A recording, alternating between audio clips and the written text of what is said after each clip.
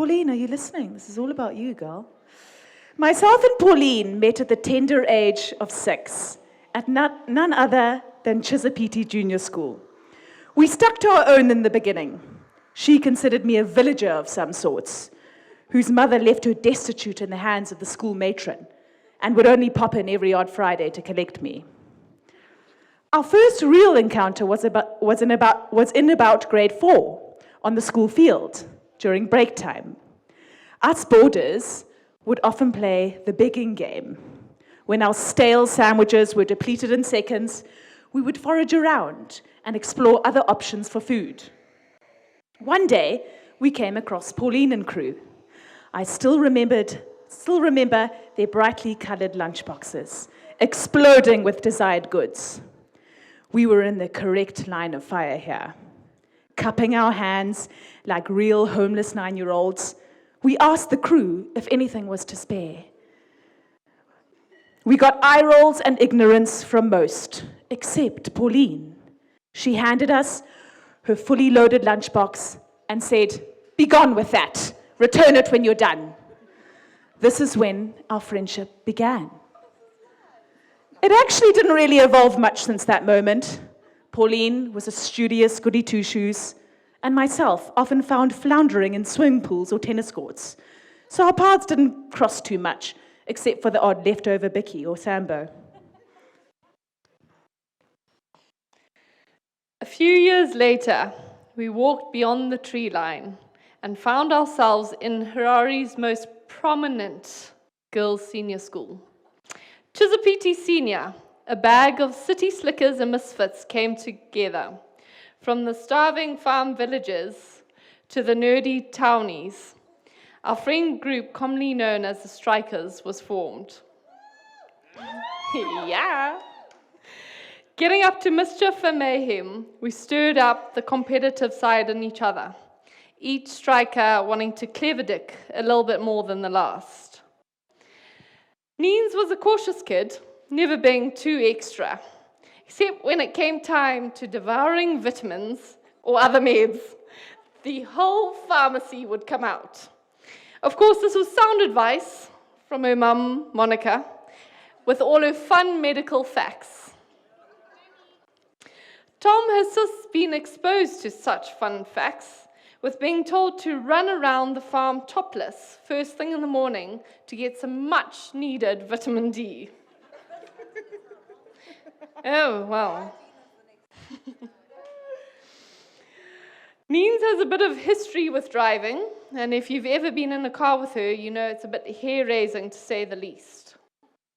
She needs at least 2 Ks clear road to do a run-up before deciding to overtake. She also has a tendency to submerge quad bikes into rivers. And if there's an animal in the road, well, that 100% would be its last crossing. We are hopeful with her multiple trips to Headlands to see the love of her life, her driving will slightly improve. It took Tom quite a long time to realize that women actually existed, and finding a honey would probably best be started in the capital city, rather than in the slowly diminishing population of Binga. With his wisdom and some hope, he promptly left Binga in search for love. Upon arrival in Harare, at first I think Thomas battled to win in his conquest. Maybe the chats of slow Binga days weren't winning with the ladies of Hurry Up Town. Pauline was also not quite succeeding in her quest at this point. But luckily, Binga's finest had discovered the modern world of dating apps. And ladies and gents, there was no time wasted. We found ourselves a Tinder match.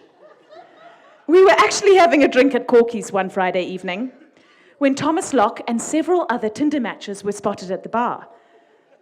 A bottle of wine and a burger down, we slowly crept closer to the motley crew.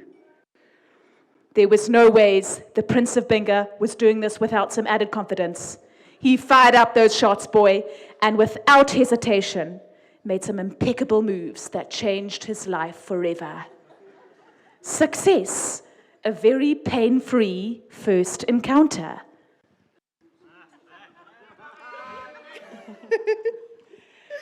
Until the very painful second date, where Binga's very own Crocodile Dundee rocked up to a black tie event in a purple suit. Absolutely appalled by this look and worried about her street cred, the wine-loving fashionista told Tom to go mingle with his friends, as it was far too soon for her to be seen with this random stranger in a purple suit. Unbeknown to Pauline, there are not many farmers from Binga who frequent such events. So Tom finds a comfy position at the bar with his triple brandy and coke, patiently waiting for his Macy to arrive. Pauline eventually gave in, joined him at the bar. One thing led to another. Multiple drinks were drunk, and that was the last time we ever saw that goddamn purple suit. And here we are today, to Pauline and Tom. It is an honor to have watched you both grow in your love for one another. Wishing you many years ahead of happiness in commuting between farm and town. No more purple suits and many stylish babies. Cheers to the bride and groom.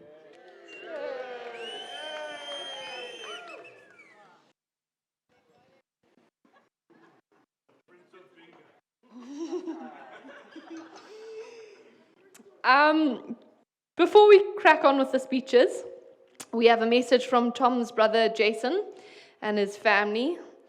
We hear they are currently in Zanzibar. I guess they didn't get the memo about the venue change. Jokes. Anyway, to Pauline and Tom, we are thinking of you so much today. We'll raise a glass from across the pond, wishing you a lifetime of happiness, laughter, and support of one another. Marriage is a beautiful commitment to another person, sacred and special. I'm sure you'll treasure each other across life's journey. We are sad we didn't get to share your big day. Cheers and lots of love, Jason, Lauren, Kaylin, and Lana. Cheers.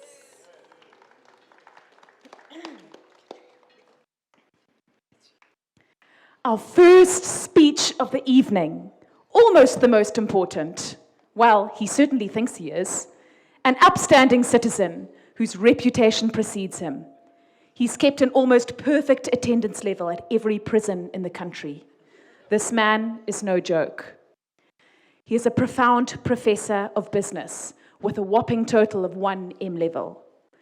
He declared bankruptcy in 1998 due to fast women and slow horses. In his lifetime, he has officiated 3 marriages, and he's been engaged 3 times to the same woman. This is not his current wife, who then used the 3 diamonds to create a pair of earrings and a belly ring. We hear she still makes great use of the trio. The man is younger than he looks, and judging by his track record, we totally understand why. Ladies and gents, it's Jeremy Joseph Brooke.